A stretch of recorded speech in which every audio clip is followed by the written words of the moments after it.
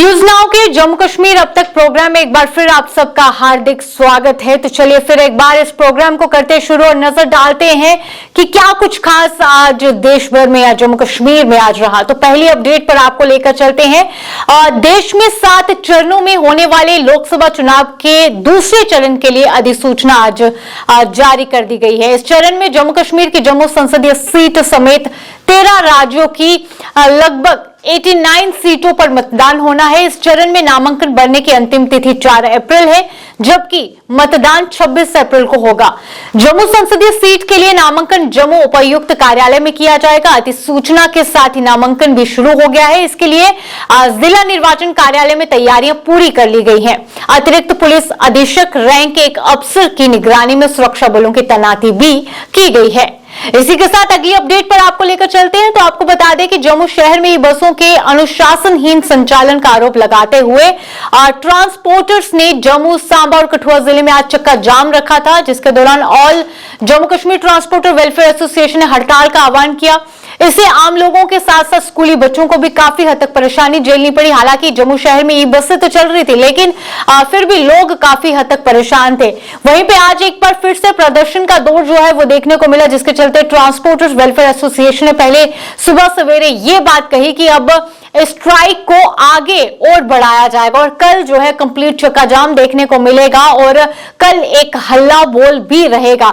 लेकिन फिलहाल आपको बता दें कि अपडेट कुछ नया है और उस अपडेट में ये ऐड ऑन हुआ है कि ऑल जे&के ट्रांसपोर्टर्स वेलफेयर एसोसिएशन की मीटिंग जो है स्मार्ट सिटी के कमिश्नर राहुल यादव से हुई, जिसके बाद उनकी बात को सुना गया और अब ये बात सामने आ रही है कि 2 दिन के भीतर इस पर काम किया जाएगा, जिसके चलते जिन रूट्स पर ई बसेस चल रही हैं और जिसके चलते ट्रांसपोर्टर्स को परेशानी आ रही है, उन रूट्स पर काम किया जाएगा और नए रूट्स जो हैं वो अलॉट किए जाएंगे।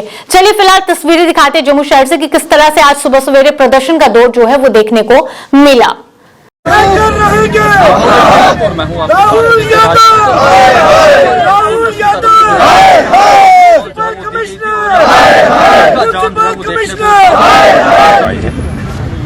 एक्चुअल में स्मार्ट सिटी के हम खिलाफ नहीं हैं, किसी के खिलाफ नहीं है, पहले मैं क्लियर कर दूं, क्योंकि हम भी अवाम हैं।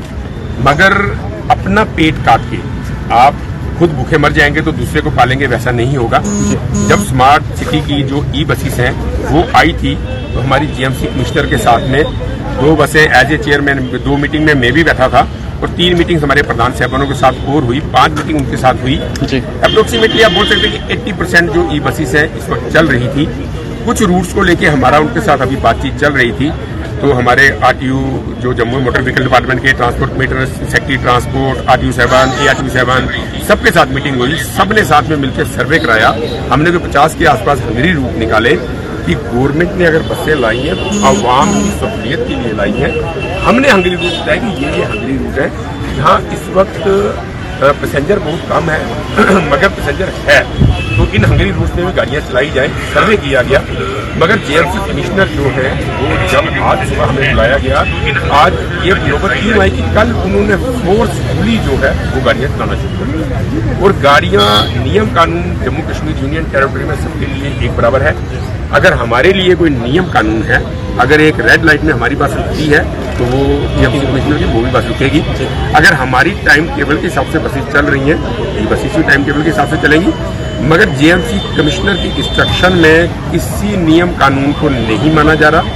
ई बसेस जो हैं हर जगह कोशिश कर रही हैं कि प्राइवेट बसेस के साथ, यूनियन की बसेस के साथ क्लैश हो। तो हमारे मैं प्रधान साहबानों को सबको बधाई दूंगा कि इनकी समझदारी के कारण, इनकी दी हुई ड्राइवरों को इंस्ट्रक्शन के कारण अभी हमारे ड्राइवरों ने कहीं भी कोई क्लैश करने की कोशिश नहीं की और लॉ एंड ऑर्डर की प्रॉब्लम नहीं होने दी। इसी के साथ अगली अपडेट पर आपको लेकर चले तो नेशनल कॉन्फ्रेंस के उपाध्यक्ष उमर अब्दुल्ला द्वारा आज लोकसभा चुनाव का जो है वो बिगुल बजा दिया गया है। कैंपेनिंग तो पहले से शुरू हुई है, लेकिन फिलहाल एक बार फिर से आज जनसभा को संबोधित करते नजर आए और फिर एक बार भाजपा पर निशाना साधा गया। वहीं पे एक और बात उमर अब्दुल्ला द्वारा कही गई। उनका ये कहना था कि अनुच्छेद 370 को हटाए जाने के खिलाफ लड़ने की कसम है और ये कसम मैं पूरी कर ही रहूंगा। क्या कुछ कहना था उमर अब्दुल्ला का, आइए सुनते हैं। इश्तिहार बनवाना ये कर्तव्य है, बंद करिए इसको, क्योंकि 5 अगस्त 19 के बाद लोगों की जिंदगी में कोई खास बेहतरी नहीं आई है। जम्मू कश्मीर के लोग तो परेशान नहीं है। अरे वो लोग जिन्होंने 5 अगस्त 2019 को मिठाइयां बांटी, जिन्होंने पटाखे जलाए, आज वो परेशान है। टीवी खोल के लद्दाख का हाल देखिए। वो लीडर जो 5 अगस्त 2019 को एक दूसरे को गले लगा रहे थे, कह रहे थे हम आज आजाद हो गए, कश्मीरियों की हम तानाशाही से बच गए, आज 21 दिन वो भूख हड़ताल करके जूस का गिलास कर भी दिया था। क्या कहता है? कहता है कि आज के दिनों से बेहतर तो हम कश्मीर के साथ थे, इससे अच्छा है हमें वापस जम्मू कश्मीर के साथ मिलवा दो। ये उसका हाल है आज। Jammu Kashmir national conference, Jammu Kashmir national conference, जनता वंता नहीं चलेगी, कश्मीर हमारी मां है, जनता वंता नहीं चलेगी। कश्मीर हमारी मां है।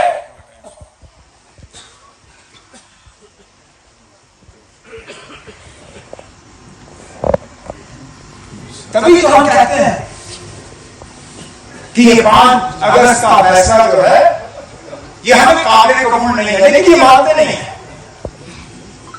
ज़बानी ये हमारी बात पे यकीन करने के लिए तैयार नहीं है। मैं जब दिल्ली में दूसरे मुल्कों के एम्बेसडरों से मिलता हूं, उनके अफसरों से मिलता हूं, वो वही बात दोहराते हैं जो मरकज की हुकूमत उनको कहती है कि कश्मीर में एक नया दौर शुरू हुआ है, तरक्की आई है, टूरिस्ट आए हैं। मैं कहता हूं टूरिस्ट कब नहीं आए थे? टूरिस्ट तो 90 से पहले भी आए थे, 96 के बाद भी आए। आज आपको टूरिस्ट नजर आ रहे हैं तो उससे क्या होगा? हम ये मान के चले कि जम्मू कश्मीर की आवाम जो है वो 5 अगस्त 2019 से मुतमईन है। इसलिए हम बार बार कहते हैं कि ये जो 20 मई को आपका इलेक्शन होना है, उम्मीदवार हम आपके सामने रखेंगे, और जैसे नासिर ने कहा बेहतरीन से बेहतरीन उम्मीदवार जो है हम आपके सामने जो मत करिए, जो जहां पार्लियामेंट जाते आपके लिए वहां लड़ने का काम करेगी। लेकिन हमें अपने वोट से साबित करना है कि 5 अगस्त 2019 को जम्मू कश्मीर के साथ जो हुआ वो हमें काबिल कबूल नहीं है। हम इसको नहीं मानते हैं। हम नहीं मानते कि आपने हमारी अंदरूनी खुदमुख्तारी खत्म की। हम नहीं मानते हैं कि आपने हमारा आईन हमसे छीना। हम नहीं मानते हैं कि आपने हमारा झंडा हमसे लिया। हमारी शनाख्त, हमारी पहचान, हमारा वकार सब कुछ छीना आपने हमसे, और इसके बरस हमें मिला क्या? कुछ नहीं। खोखले वादे, झूठे नारे, धोखा। अफसोस होता है मुझे जब पिछले दिनों में होम मिनिस्टर साहब का वो इंटरव्यू देखा। वो कहते हैं कि पहले फेक एनकाउंटर होते थे। अरे होम मिनिस्टर साहब, अगर होम मिनिस्टर रह के आपको ये मालूम था कि फेक एनकाउंटर हुए हैं कश्मीर, जम्मू कश्मीर में, तो बताइए कहां हुए, किसने कराए? क्या वो फौज के हाथों हुए, सीआरपी के हाथों हुए, बीएसएफ के हाथों हुए, पुलिस के हाथों हुए? इंक्वायरी उठाइए, कमीशन उठाइए। ये काफी नहीं है कि आप चैनल में इंटरव्यू में कहें, आप चैनल में इंटरव्यू में कहें कि फेक एनकाउंटर होते थे। ये तो हम भी कहते थे कि जुल्म हुआ है लोगों के साथ, लेकिन हकीकत यह है कि जहां साबित हुआ है फेक एनकाउंटर, जहां उन लोगों को सजा सुनाई गई है उनकी अदालत की तरफ से, उन लोगों को छोड़ने का काम भी इसी हुकूमत ने किया। क्या हम भूल जाए कि रजौरी के वो लोग जिनको शुमैया में मारा गया था फौज के हाथों, जिनको फौज की अदालत में गुनहगार पाया गया, उनको मौजूदा हुकूमत ने छोड़ने का काम किया? ये नहीं किया। जो मक्सिद फेक एनकाउंटर में गुनहगार पाए गए थे, उनके अफसरों को छोड़ने का काम इस हुकूमत ने किया या नहीं किया? ये कहते हैं कि फेक एनकाउंटर होते थे। होम मिनिस्टर साहब, हम आपसे इंक्वायरी का ऐलान सुनना चाहते हैं हम शिकायत नहीं करेंगे इलेक्शन कोड का। हम इलेक्शन कमीशन के पास जाके ये नहीं कहेंगे कि इन्होंने मॉडल कोड का वायलेशन किया है। हम इस्तेमाल करेंगे आपके इस ऑर्डर का। बिठाइए आज इंक्वायरी और बताइए यहाँ के लोगों को कौन था जिम्मेदार वो फेक एनकाउंटर फेक एनकाउंटर की खबर आप बताएंगे, हम सुनना चाहेंगे। तो ये आपने देखा कि उमर अब्दुल्ला का क्या कुछ कहना था 370 को लेकर, लेकिन फिर एक बार अगर भाजपा के राष्ट्रीय महासचिव तरुण चुग की हम माने तो एक बार फिर से उन्होंने निशाना साध दिया है और ये निशाना इस बार आम आदमी पार्टी के से जुड़े दिल्ली के सीएम अरविंद केजरीवाल पर था और साथ ही इंडिया गठबंधन पर भी। उनका ये कहना था कि सभी को कानून के शासन का पालन करना होगा और इंडिया गठबंधन मूल रूप से लोगों के फैसले से भी डरता है। क्या कुछ कहना था तरुण चुग का, आइए देखते हैं। कानून से ऊपर देश में कोई नहीं है, पर पता नहीं क्यों अरविंद केजरीवाल और आम आदमी पार्टी के लोगों को लगता है वह कानून, देश का संविधान और इंस्टीट्यूशन से ऊपर है।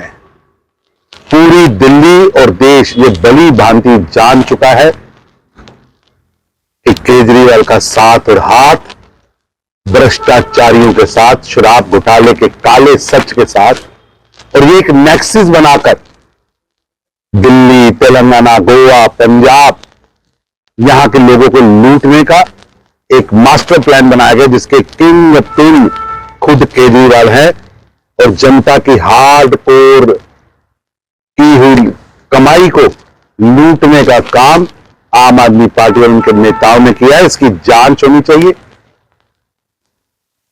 कठोर सजा मिलनी चाहिए। कहा जा रहा है कानून का पालन करना पड़ेगा। दरअसल ये हार के डर से बौखलाहट है, हताशा है, निराशा है। आपने गड़बड़ियां की हैं तो प्रमाण तो देने पड़ेंगे और कानून सभी पार्टी के लिए एक है।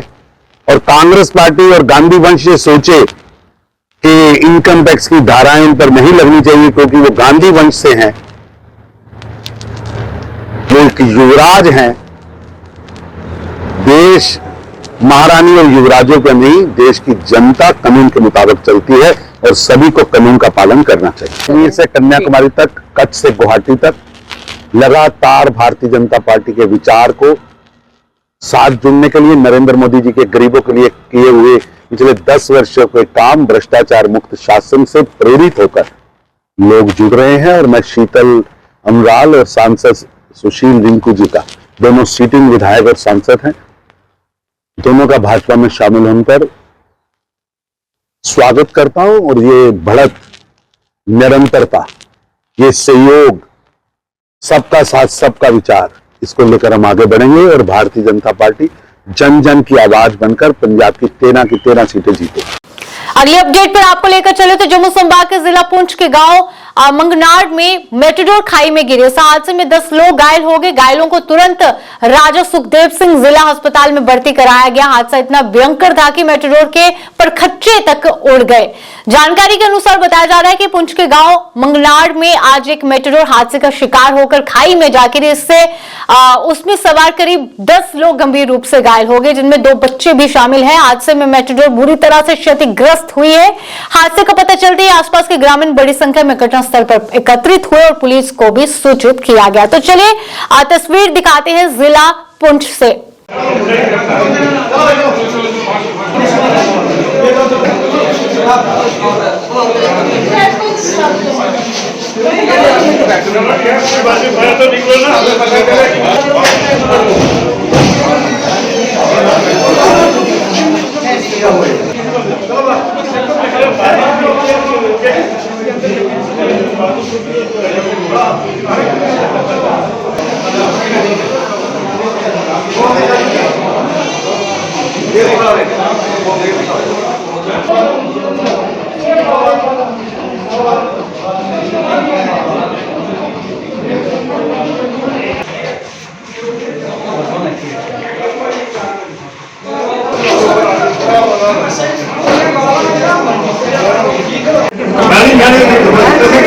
हमारे पास 11 लोगों की दुर्घटना है। उनमें हमारे पास 2 बच्चे भी हैं, बाकी 2-3 बुजुर्ग लोग भी हैं, 2 फीमेल पेशेंट हैं जो इंजर्ड हैं। तो उन सब का फर्स्ट एड चल रहा है, उनकी इन्वेस्टिगेशन भी चल रही है। जैसे हम उनका एक्सरे करवा रहे हैं, अल्ट्रासाउंड करवा रहे हैं, तो उसके बाद लेवल ऑफ इंजरी क्या है उसके बाद डिसाइड करेंगे। लेकिन ऐसे सब स्टेबल है। लेकिन एक अपील रहेगी हमारी लोगों से कि जब भी कुछ ऐसा होता है तो उनसे ये बहुत बार गुजारिश है कि वो रश नहीं डाला करें। हमारे स्टाफ को काम करने में बहुत बड़ी दिक्कत होती है। अभी हमने कोई रेफर नहीं किया, अगर देखा टाइम 12 से। फिलहाल आज के प्रोग्राम में इतना ही। मुझे दीजिए इजाजत। धन्यवाद।